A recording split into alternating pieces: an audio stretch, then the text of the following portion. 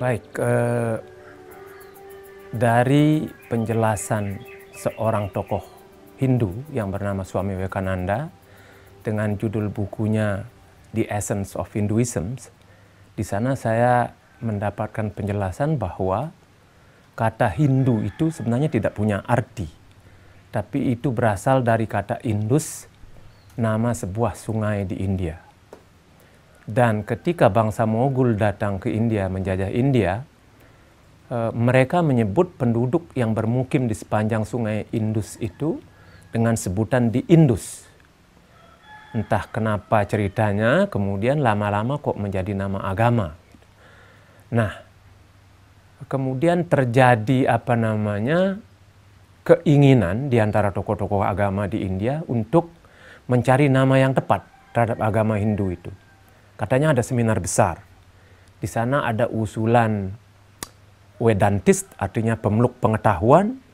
Ada Sanatana Dharma, tugas mulia yang abadi. Tapi dari sekian nama yang diusulkan tuh satu pun tidak disetujui. Akhirnya biar saja loh seperti ini gitu. Jadi ya dibiarkan Hindu.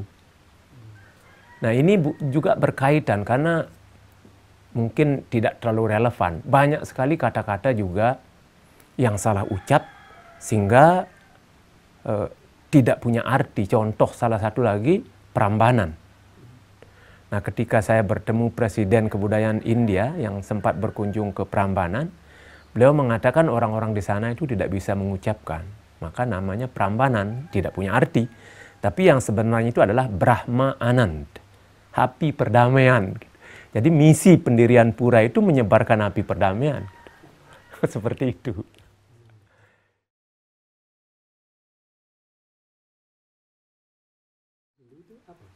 Begini, kalau saya cerita apa yang saya dengar di Bali itu panjang sekali.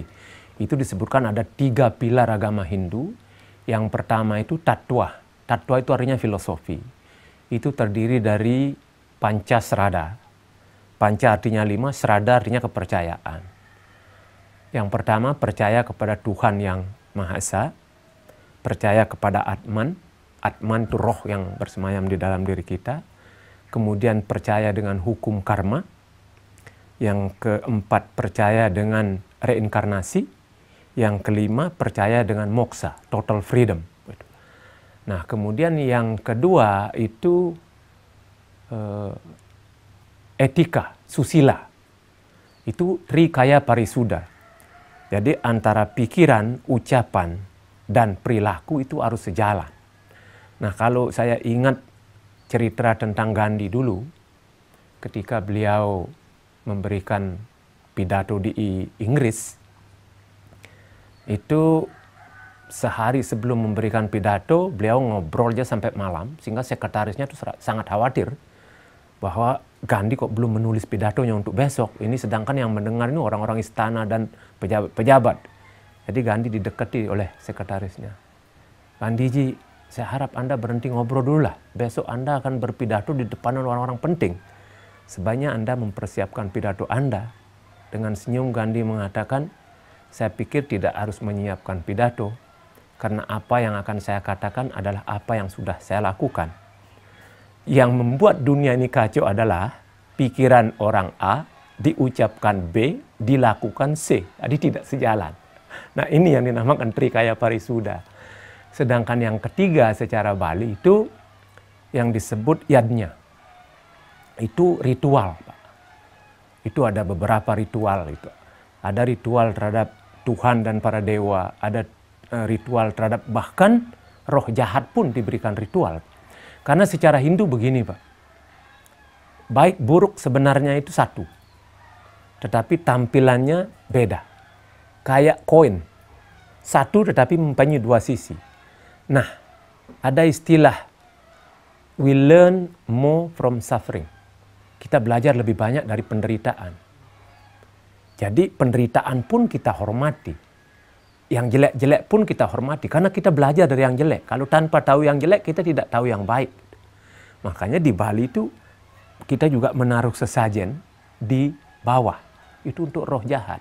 Karena mereka yang mengajarkan banyak hal kepada kita. Dibanding kalau yang baik-baik, kita menjadi attach, menjadi melekat. Dan kemelekatan inilah sumber penderitaan. Nah itu secara Bali.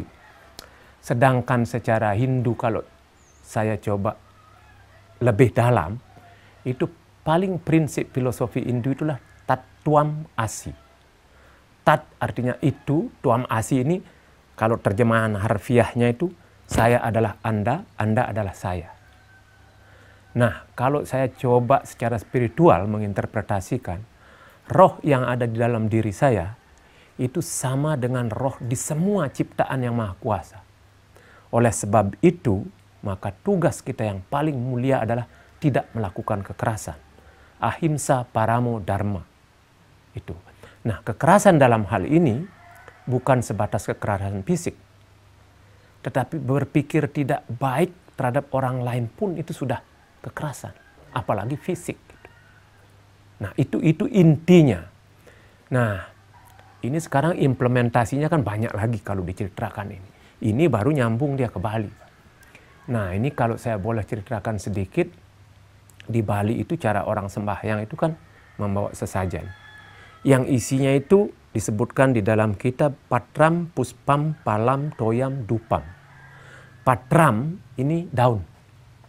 Palam ini buah, puspam ini bunga, toyam ini air, dupam ini sebenarnya api. Ini semua simbol. Dan ini tidak saya dapatkan di kitab penjelasan tentang ini. Saya lama bertanya pada orang-orang juga tidak mengerti. Saya cari di buku, di Bhagavad Gita bahkan yang menyebutkan kelima ini saya tidak ketemu. Nah ini mohon maaf, saya punya kebiasaan merenung. Nah, suatu hari itu antara tidur dan tidak, saya ketakutan. Ada rasa takut, bulu saya berdiri. Kemudian tiba-tiba muncul orang, wajah. Ini memberi penjelasan tentang ini. Disebutkan patram, daun itu simbol peraturan perundang-undangan, norma, dan etika. Jadi yang harus dipersembahkan adalah ketaatan kita kepada itu. Taat. Kalau tidak, dunia ini akan kacau. Itu penjelasan. Yang kedua buah. Buah ini lambang karma. Nah di dalam Upanishad disebutkan, kamu boleh berharap hidup 100 tahun, tetapi hanya untuk bekerja dan lepaskan keterikatan terhadap hasil. Karena orang Hindu percaya dengan hukum karma. Sesedikit apapun kita berbuat pasti mendatangkan hasil. Dan hasilnya akan pasti sesuai dengan perbuatan kita. Kalau baik, ya hasilnya baik. Gitu. Nah dalam konteks ini saya sangat terkesan kepada Gandhi. Lama saya baru bisa mengerti. Gandhi bilang begini. Take more, lose more. Give more, gain more. Lama saya merenung. Ternyata setelah saya berpikir, oh ini hidupnya harusnya kayak menabung. Jadi kalau kita berbuat baik lebih banyak, kayak di bank menabung lebih banyak, nanti kita akan mendapatkan lebih banyak. Tapi kalau kita mengambil lebih banyak, kita berutang lebih banyak. Nah, karena kita percaya dengan hukum karma, ini ada 3 macam hukum karma di dalam Hindu. Yang pertama, saya lupa istilah Sanskritnya, itu seperti kita makan gula. Demikian kita menaruh gula di lidah kita, manisnya sudah terasa. Artinya instan. Yang kedua, kayak menanam pohon. Sekarang kita berbuat mungkin 5 atau sampai 10 tahun baru mendatangkan hasil. Yang ketiga, sekarang kita berbuat sampai mati pun kita belum mendapatkan hasil. Tetapi karena kita percaya reinkarnasi, ketika kita lahir kembalilah kita akan mendapatkan hasil. Oleh karena itu, ada orang kok baru lahir sudah lahir di istana. Dan sementara yang lain baru lahir kok lahir di gubuk yang tidak ada apa-apanya, makan pun susah. Sedangkan kita menyebut Tuhan itu maha adil. Kalau demikian keadaannya sama-sama baru lahir, jauh bedanya di mana letak keadilan Tuhan. Nah ini ternyata berhubungan dengan hukum karma tadi. Lalu yang ketiga itu bunga. Bunga itu lambang hormat, cinta, indah. Jadi yang harus dipersembahkan itu ketika orang Bali sembahyang, dia mencakupkan tangan, ada bunga diselipkan, ditaruh di atas kepala. yang harus dipersembahkan oleh manusia itu adalah keindahan. Bunga itu kan harum, keharuman, kemudian untuk menghormati yang lain. Jadi semua harus dihormati. Nah, yang keempat, air. Air itu lambang pembersih. Ketika kita terakhir sembahyang, jadi proses terakhir persembahyangan, pendeta itu memercikan air di kepala kita 3 kali, diberikan kita minum 3 kali, diberikan air lagi untuk membasuh. Artinya, pikiran, ucapan, dan perilaku kita harus dibersihkan. Itu sih. Barulah datang api, dupa. Dupa itu lambang pencerahan, Pak. Kalau 4 ini sudah kita laksanakan, maka barulah kita tercerahkan. Nah ini.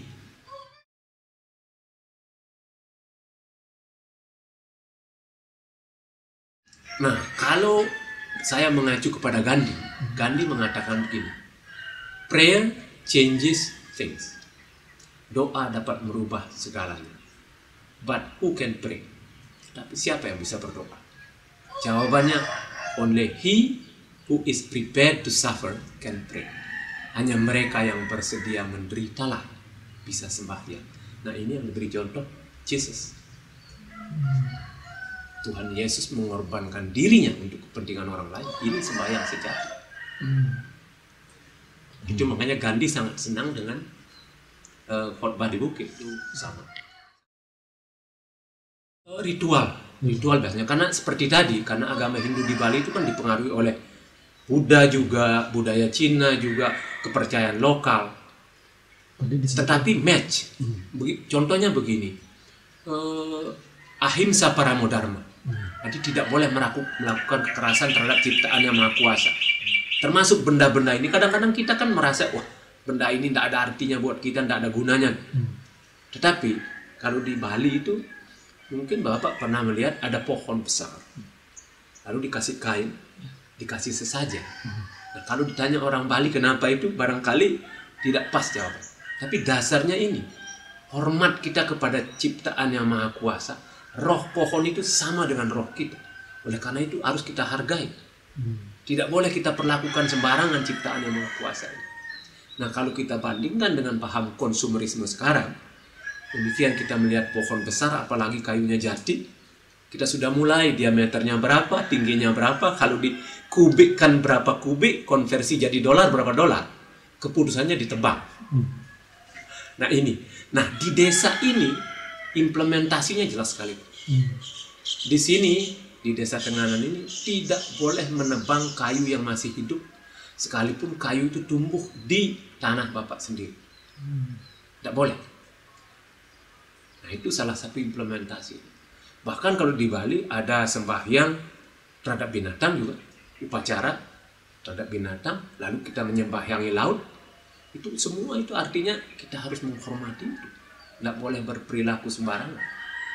Tapi sekarang kita sembahyang ke laut, lautnya kita bom. Nah ini artinya bahwa ritual-ritual itu hanya berjalan seperti itu, tapi pemahamannya jauh. Nah ini saya mengingat Krishnamurti. Saya pernah mendengar ceramahnya Krishnamurti. Ini juga seorang public speaker, tokoh spiritual, karena beliau tidak mengaku beragama apapun. Itu. Nah ketika beliau sedang hikmat berpidato, berbicara, jadi orang-orang yang mendengar di depannya manggut-manggut. Lalu beliau katakan, oh Anda manggut-manggut di depan saya, apakah Anda ingin menunjukkan bahwa Anda mengerti apa yang saya katakan? Saya harus katakan bahwa intellectual understanding, jadi pemahaman intelektual, is very different from true understanding. Sangat berbeda dengan pemahaman yang sejati. Saya tidak bisa menjelaskan itu, tapi saya bisa beri contoh. Seandainya ada macan datang ke sini, apa yang Anda lakukan?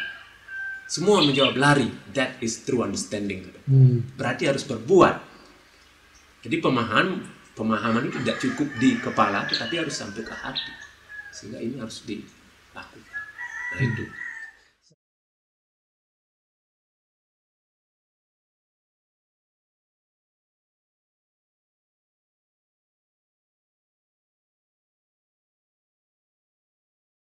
Begini, mungkin ini kan kalau yang saya dengar, raja pertama yang memerintah Bali itu Raja Buddha. Raja Buddha. Sudah tentu ajaran-ajaran Buddha akan melekat di Bali. Kemudian baru diperkenalkan Siwa itu kalau yang sekitar antara abad 10-11 itu. Nah ini beralkulturasi. Kemudian ada kepercayaan lokal tadi, hormatnya kepada alam. Dan ini match, ada apa, menghormati batu, menghormati pohon, tetapi intinya ini Tatuam Asi tadi. Kemudian Hindu, Buddha, hormat kepada alam, kemudian leluhur, penghormatan kepada leluhur. Jadi pura-pura sebagian besar di Bali itu sebenarnya didirikan oleh tokoh-tokoh yang sempat datang ke Bali. Beliau-beliau itu yang membuat pura. Jadi orang Bali hormat kepada mereka-mereka yang datang ke sini, memberikan pencerahan-pencerahan. Nah baru budaya Cina.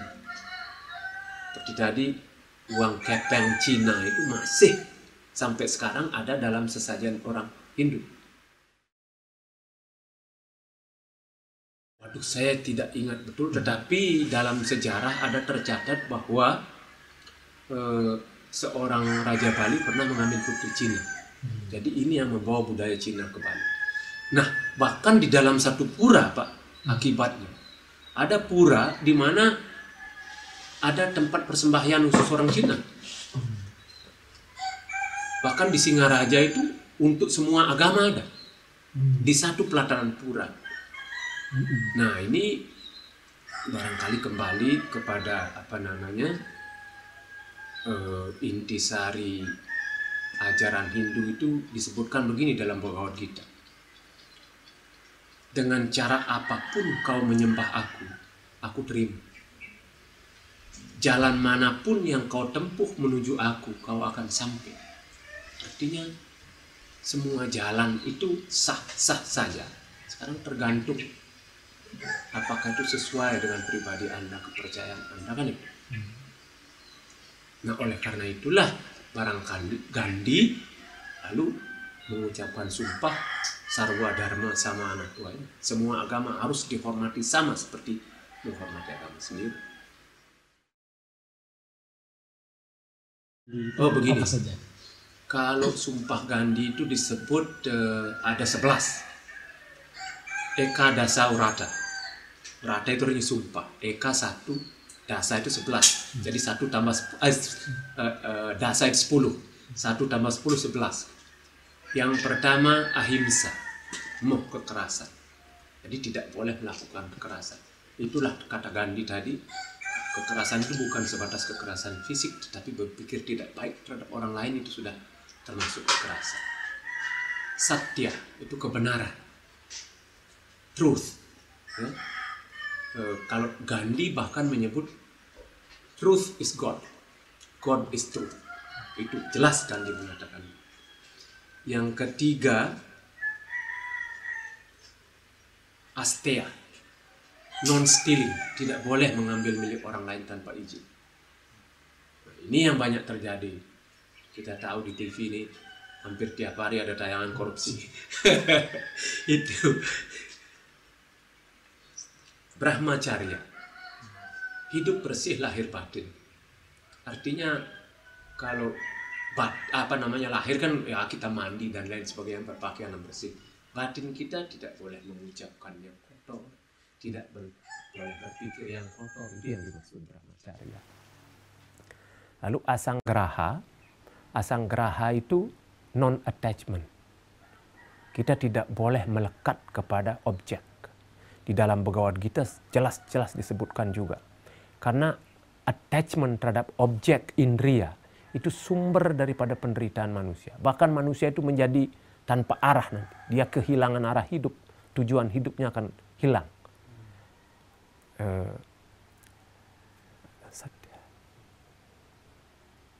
Asangra. Ahimsa satya asteya brahmacharya asanggraha sarera srama, kerja fisik. Jadi kita wajib kerja fisik. Kalau Gandhi ya, itu wajib. Jadi makanya Kalau di ashram Gandhi itu semua orang punya aktivitas sendiri-sendiri. Paling tidak waktu zaman Gandhi memintal. Ya, itu. Aswada, palate control. Jadi mengontrol lidah kita. Kalau lidah kita tidak terkontrol, misalnya tentang makanan, wah kita bisa jadi sakit. Kan terlalu banyak makan, apalagi yang enak-enak kita susah mengontrol. Kemudian juga kontrol bicara kita. Itu.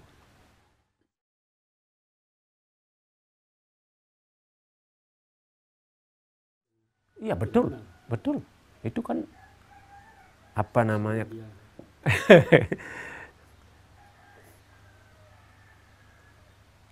Ahimsa Satya Asteya Brahmacharya Sanggraha Sarera Srama Aswada Sarwatra Bhaya Warjana. Tidak boleh takut dengan siapapun dan apapun. Karena rasa takut itu penghalang. Itu.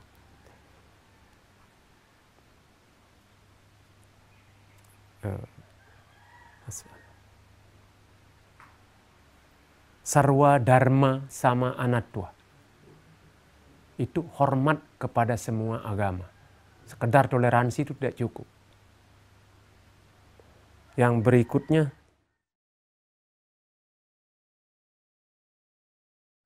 begini, karena seperti tadi, kalau saya kutip Bhagavad Gita tadi, cara apapun kau pergunakan untuk menyembah aku terima.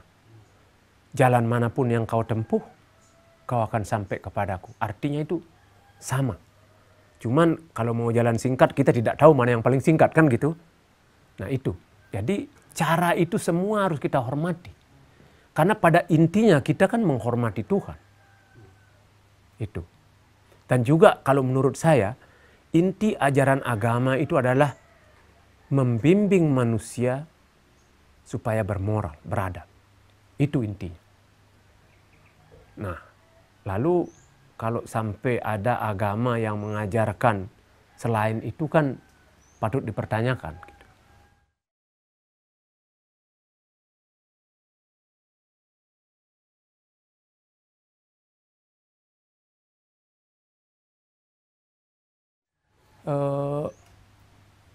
Begini, kalau artinya bukan hanya sekedar menerima agama orang lain, tetapi kalau saya sih tidak keberatan. Misalnya harus sembahyang dengan cara Kristen, masuk gereja. Ketika saya masih muda saya sering ke gereja karena teman-teman saya banyak Kristen. Saya ikut berdoa, apa sih salahnya? Toh kita menyembah Tuhan yang sama. Dan ajaran-ajarnya pun coba dicek itu semua. Pada intinya kan sama, Pak. Lalu kenapa ini yang harus kita besar-besarkan? Nah, kalau menurut saya begini, Pak. Ada perbedaan-perbedaan, tapi itu kan pernak-perniknya itu, Pak. Intinya sama. Nah, kalau perbedaan pernak-pernik ini kita perbesar, kita mau kemana? Kenapa kita tidak menyuburkan, memupuk persamaannya, artinya moralitas dan lain sebagainya, kebaikan-kebaikan. Ini yang saya pikir. Jadi, barangkali kalau ada kesempatan bagi saya ini, ada baiknya saya belajar agama orang lain. Sebab kalau tidak mengenal agama orang lain, ya artinya nanti kita bisa salah mengerti terhadap agama orang lain. Jadi belajar agama orang lain, oh kita tahu cari inti-intinya mana persamaannya. Itu akan menguntungkan. Baru 9. Swadesi. Jadi swadesi harus bisa menghasilkan kebutuhan sendiri. Oleh karena itu di ashram Gandhi itu harus kerja juga. Menanam dan lain sebagainya, membuat kain sendiri. Gitu. Tapi itu kan spiritnya seperti itu. Nah, sudah barang tentu kita tidak bisa menghasilkan semuanya. Tapi semangatnya harus seperti itu. Nah yang terakhir, sparsa bawana. Ini tidak boleh kita merasa lebih tinggi, lebih super daripada orang lain. Sebab ini sumber paling tidak menimbulkan ketegangan. Kalau saya merasa lebih baik dari Bapak, lalu saya menjelek-jelekkan Bapak kan. Nah ini kan sumber ketegangan. Apa itu yang memang kita cari? Nah masalahnya dalam kehidupan kita ini kan kalau kita ditanya, apa sih yang Anda ingin cari dalam hidup ini? Oh saya ingin kemakmuran, saya ingin ketentraman, saya ingin kedamaian. Nah, pertanyaan saya kepada istri saya sering saya katakan, apa yang kamu inginkan, itu yang harus kamu lakukan. Jadi berharap kedamaian tapi kita bikin rusuh. Nah, ini kan kontraproduktif sekali dengan ucapan kita. Nah, ini yang realitasnya dalam hidup kita ini kan seperti ini.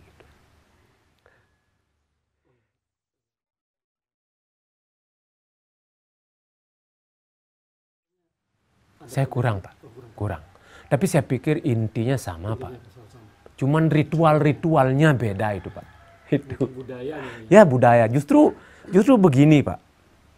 Budaya, agama, tradisi dalam konteks bernegara di Indonesia itu luar biasa, Pak.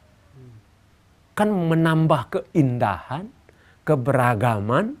Wah, jadi sebuah negara yang sangat beragam, indah, menarik gitu. Dan kalau ini dikelola secara benar, itu akan menjadi kekuatan yang dahsyat.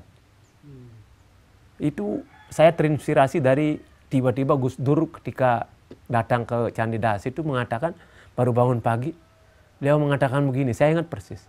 Ternyata berbeda itu indah. Saya bengong itu, apa yang dikatakan Gus Dur ini? Tiba-tiba ternyata berbeda itu indah. Satu hari lama saya melihat ke arah pemandangan indah. Oh, ini yang dimaksud Gus Dur. Ternyata ada laut, ada gunung, ada lembah, pohonnya juga beda-beda. Jadi membentuk pemandangan yang sangat indah. Nah, sedangkan perbedaan menjadi sumber kekuatan, saya contohkan diri kita sendiri. Badan kita ini terdiri dari beragam organ, beragam unsur.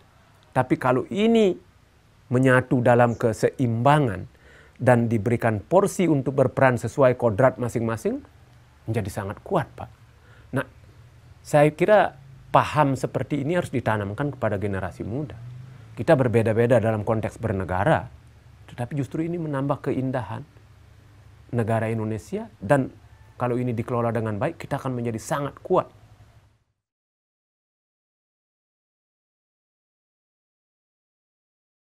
Wah, kalau Pancasila bagi saya itu tidak perlu dipertanyakan lagi lah. Secara teori kita dari SMP sudah diajarkan seperti ini. Kalau menurut saya Pancasila itu adalah nilai moralitas yang paling tepat untuk dijadikan landasan hidup bangsa Indonesia. Karena kita beragam. Itu sangat moralis menurut saya. Sudah harga mati itu kalau saya itu. Nah, cuman sekali lagi jangan hanya pemahamannya di tingkat pikiran saja. Tapi bagaimana kita belajar mengimplementasikan dalam kehidupan sehari-hari. Ini yang sangat penting.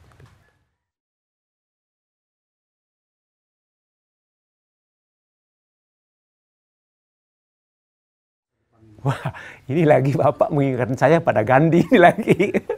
Setelah Gandhi berpidato di Inggris, itu beliau dikerumuni oleh wartawan. Gandhiji, apa pesan Anda kepada dunia? Gandhi menjawab, my life is my message. Hidup saya adalah pesan saya. Wah, kalau saya mengucapkan itu, saya ini bukan siapa-siapa, Pak. Saya orang di jalanan gitu. Jadi cuma barangkali harapan saya kepada generasi muda, mari kita merenung lebih dalam tentang nilai-nilai agama, nilai moralitas, nilai-nilai falsafah Pancasila, supaya betul-betul kita paham dan kita belajar mengimplementasikan dalam kehidupan sehari-hari, sehingga kita membangun saling menghormati. Sebab Gandhi sendiri juga mengatakan all men are brothers. Kita semua bersaudara. Jadi kalau bersaudara, bagaimana kita saling bantu, saling tolong-menolong, saling harga-menghargai, saling maaf-memaafkan. Ini yang penting ditanamkan pada generasi muda. Jangan lalu perbedaan ini yang dibesar-besarkan. Kalau perbedaan dibesarkan, kita akan hancur. Nah, slogan, mohon maaf tambahannya. Slogan kita kan dari dulu kita diajarkan. Bersatu kita teguh, bercerai kita runtuh. Tapi ini hanya ucapan saja. Perilaku kita kok justru mau pisah-pisah gitu. Nah, itu kira-kira, Pak.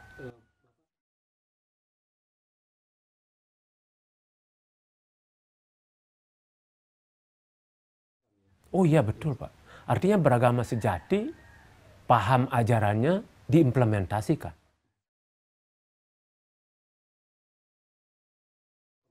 Nah, kalau di Hindu, dalam Bhagavad Gita ada itu. pertanyaan Arjuna ini cuma penjelasannya panjang lebar, Pak. Arjuna bertanya pada Krishna begini, Stita pradnya saka abasa sama distasya kesawa stita dihkim prabhaseta kimasita rajeta kim. Wahai Sang Krishna, apakah ciri-ciri orang yang stita pradnya, steadfast wisdom, yang imannya tidak tergoyahkan? Wah, ini Pak, penjelasannya panjang lebar ini, Pak. Intinya adalah manusia itu tidak tergoda oleh indria, kemudian tidak tergoda oleh ahamkara, kemarahan, ego. Nah, ini harus dikendalikan, Pak. Sebab itulah sumber kekacauan itu.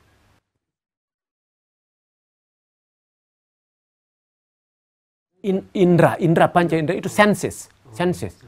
Keinginan kita bersenang-senang semua itu, entah kesenangan mata, telinga, hidung, mulut, kulit, nah itu disebut panca indera.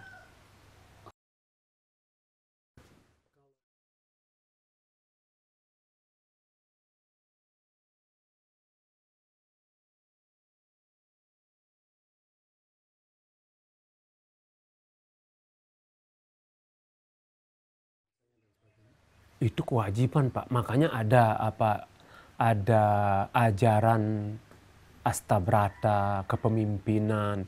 Saya pikir kalau melihat film Mahabharata itu sebenarnya itu banyak sekali pesan-pesan yang tercantum di sana.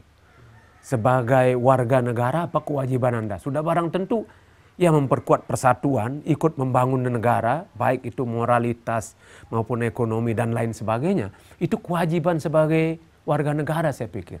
Dan agama itu tidak merupakan batasan untuk mengabdi kepada negara. Justru ajaran agama itu akan memperkuat kewajiban kita untuk berbangsa dan bernegara, saya pikir. Apalagi prinsip dasar atau inti ajaran agama itu adalah moralitas. Bagaimana kita hidup berdasarkan moralitas dan beradab. Sehingga tidak ada lagi ketegangan. Persaudaraan ini lebih kuat. Rasa tolong-menolong, gotong royong, apa istilahnya, sepikul, sepenanggungan dan lain sebagainya. Menderita ya sama-sama menderita, bahagia sama-sama bahagia. Saya pikir itu, Pak, intinya. Kalau di Bali, budaya Bali itu akarnya agama, Pak. Ajaran agama sebenarnya. Cuman harus jujur saya katakan, secara umum budaya di Bali itu sudah jalan sedemikian rupa dari sejak zaman dulu, dianggap itu sudah sebagai kebiasaan, sehingga orang-orang menganggap dirinya sudah paham itu, padahal tidak. Dia hanya berjalan, tapi kalau ditanya, saya sering nakal, Pak. Kamu sembahyang, ketika ada upacara itu membuat sesajen besar-besar, bahkan ada tumpukan ayam. Pernah melihat dewa-dewa atau Tuhan makan sajian? Saya katakan begitu. Ya kalau tidak, ngapain bawa? Sebab di dalam Weda disebutkan, jangan sekali engkau mengatakan, apalagi melakukan sesuatu yang kau tidak mengerti. Nah, sekarang kau mengerti enggak? Nah, kalau tidak, tanya. Tapi saya percaya apapun budaya yang sudah dilakukan sejak zaman dulu, pasti ada manfaatnya itu. Pasti ada tujuan yang baiknya itu. Ini yang harus digali. Ini kewajiban Anda sekarang untuk menggali itu. Maknanya, rohnya harus dicari. Kalau tidak, apa gunanya itu? Bahkan nanti orang merasa wasting time. Tidak ada gunanya. Nah, ini harus digali. Sehingga kita melakukan beraktivitas budaya itu paham rohnya. Ini nyambung dia. Oh, Desa Tenganan. Nah, kalau Desa Tenganan ini adalah salah satu desa tertua di Bali.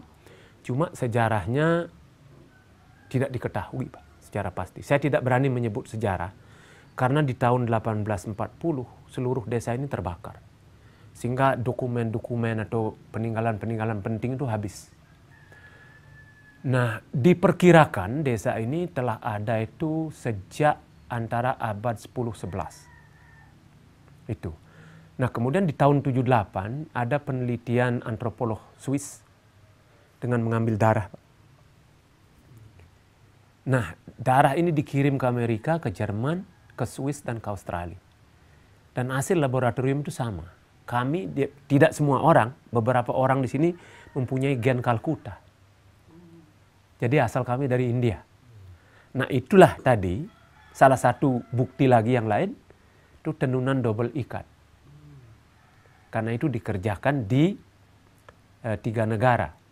Di Indonesia ada di sini, di Jepang, di India ada 2 states, Orissa dan Gujarat. Nah, kain ini namanya kain geringsing.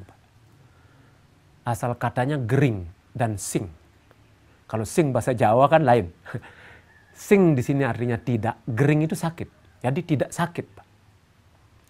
Nah, kain ini punya 3 warna. Pola dasarnya itu tanda tambah. Nah, tanda tambah di Bali itu jadi swastika dia, Pak. Garis tambahan pada tanda tambah ini menunjukkan perputaran swastika. Nah, desa ini di landasan filosofinya keseimbangan, Pak. Ada 4 pintu gerbang masuk desa di semua penjuru angin tempat pintu masuknya. Kalau Pak tarik garis dari pintu ke pintu, Bapak menghasilkan tanda tambah. Kain tadi juga tanda tambah. Nah, kain tadi saya kembali ke kain, itu ada 3 warna, merah, hitam, kuning atau putih. Ini simbol 3 elemen vital dalam hidup. Merah api, hitam air, kuning atau putih udara.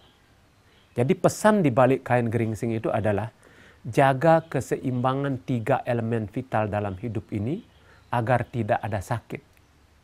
Jadi filosofis sekali itu, Pak. Itu. Nah, kemudian rumah, Pak. Pola rumah sama semua. Tidak boleh dirubah. Ada 4 bangunan. Masing-masing punya fungsi. Kalau ditarik garis lagi, tanda tambah lagi. Nah, kemudian ada ayunan. Ayunan itu, Bapak tahu ayunan itu, tempat duduk kemudian diputar gitu. Nah, kalau kita lihat kerangkanya itu juga tanda tambah, Pak. Dan di sini ada ritual yang dianggap ritual paling sakral, dinamakan nganyunang loka. Nganyunang itu artinya memutar, loka itu artinya bumi. Jadi memutar bumi. Nah, sesajennya sangat sederhana, kecil, terdiri dari bunga tentu saja seperti tadi ya. Lalu di atas sesajen ditancapkan 3 lampu yang dibuat dari kapas dilinting dengan lidi, dimasukkan ke minyak kelapa baru dibakar.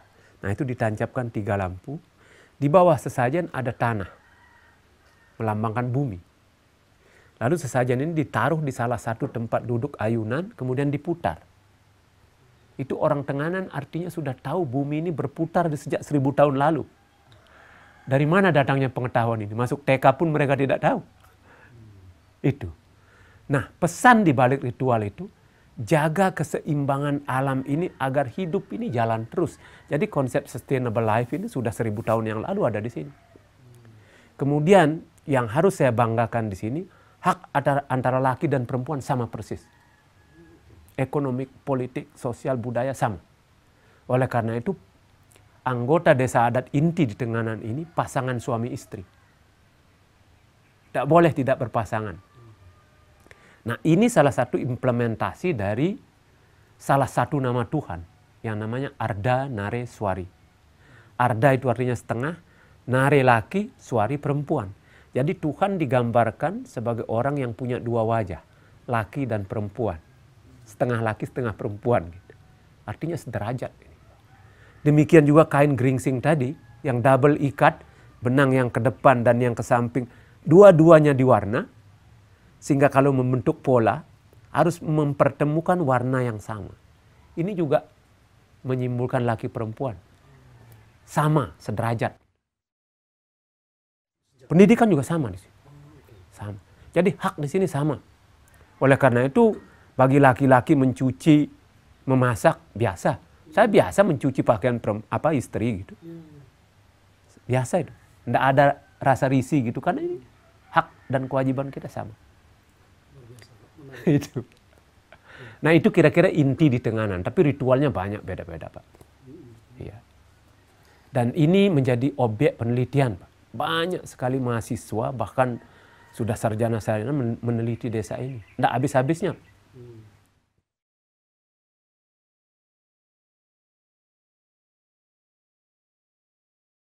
Yang saya tahu Kepeng, kemudian Barong ini Barong, tari barong. Ya. Barong saya kan di Cina. Ya. Kemudian babi guling juga. Babi guling. Nah, ini lama ini. Babi guling itu kok dalam sesajen ada apa? Bahkan hari raya besar di Bali, Galungan, itu ada rangkaiannya begini. Yang pertama itu namanya penyajian. Jaje dalam bahasa Bali itu jajan. Orang bikin jajan. Tapi itu simbol. Setelah saya merenung menggali, jajan itu simbol daripada kata saje. Saje artinya serius, bersahaja akan melakukan ritual ini. Hari kedua penampahan, hari pemotongan hewan. Hewan yang dipotong itu babi. Nah ini kan di Cina banyak babi. Kenapa harus babi? Babi itu lambang kebodohan, Pak. Lambang kekotoran, keserakahan. Jadi kualitas binatang yang ada di dalam diri ini yang harus disembelih, Pak. Baru datang Galungan. Galungan itu perayaan kemenangan Dharma itu melawan adharma, kemenangan kebajikan melawan kesesatan, ketidakbaikan. Jadi kalau sudah habis yang jelek-jelek di dalam tubuh kita potong, baru kita bisa merayakan kemenangan. Oleh karena itu kepada guru saya sering saya serius tapi bergurau. Guru saya bilang, ternyata hari Galungan saya tidak merayakan kemenangan, tapi saya merayakan kekalahan, saya bilang. Karena saya masih dikuasai nafsu gitu. Itu.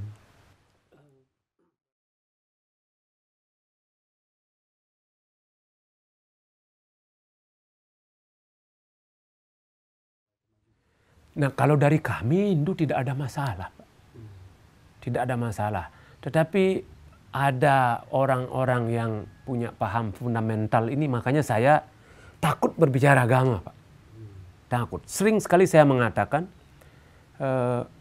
di dalam pertemuan lintas agama ini, saya katakan saya yakin dan percaya bahwa di agama manapun tidak ada bait di dalam kalimat di dalam kitab sucinya itu yang menyebutkan kita harus melakukan kekerasan. Pasti cinta intinya. Kasih. Karena ini bersaudara kita. Alam ini pun ciptaan yang maha kuasa, jadi harus kita hormati, kasihi gitu. Kalau sampai kita melakukan kekerasan atas nama, ada konflik ditancapi bendera agama, ini kan dosa besar, Pak. Tidak pantas itu menurut saya. Makanya saya takut berbicara agama. Sehingga kalau orang bertanya serius kepada saya, agama saya adalah kehidupan saya sehari-hari. Kalau saya korupsi, koruptor agama saya. Dan ini harus saya renungkan ke dalam, karena saya merasa masih harus berjuang keras melawan nafsu-nafsu ini. Itu yang paling sulit kita lawan. Makanya orang Bali, orang tetua saya di sini mengatakan, nah struktur desa saya ini namanya jaga satru. Jaga artinya waspada, satru artinya musuh. Jadi waspada terhadap musuh. Tetapi kemudian orang tua mengatakan, hati-hati. Musuh yang paling kuat kau bawa tidur sehari-hari. Ada di dalam diri, nafsu tadi, Pak. Keserakahan, kemudian kemurkaan yang tidak bisa dikendalikan. Ini yang menjerumuskan kita kepada musuh terbesar. Ya, itu musuh terbesar kita di dalam diri. Demikian juga kepercayaan kita kepada Tuhan. Saya ingat kakek saya mengatakan begitu. Kalau kau tidak menemukan Tuhan di dalam dirimu, jangan kau kemana-mana. Kau tidak akan temukan itu. Nah, ada istilah di sini dengan yantan haneringke dan haneringko. Kalau tidak ada di sini, tidak ada di sana. Gitu. Jadi Tuhan harus ditemukan di dalam diri. Makasih banyak, Pak. Sama-sama.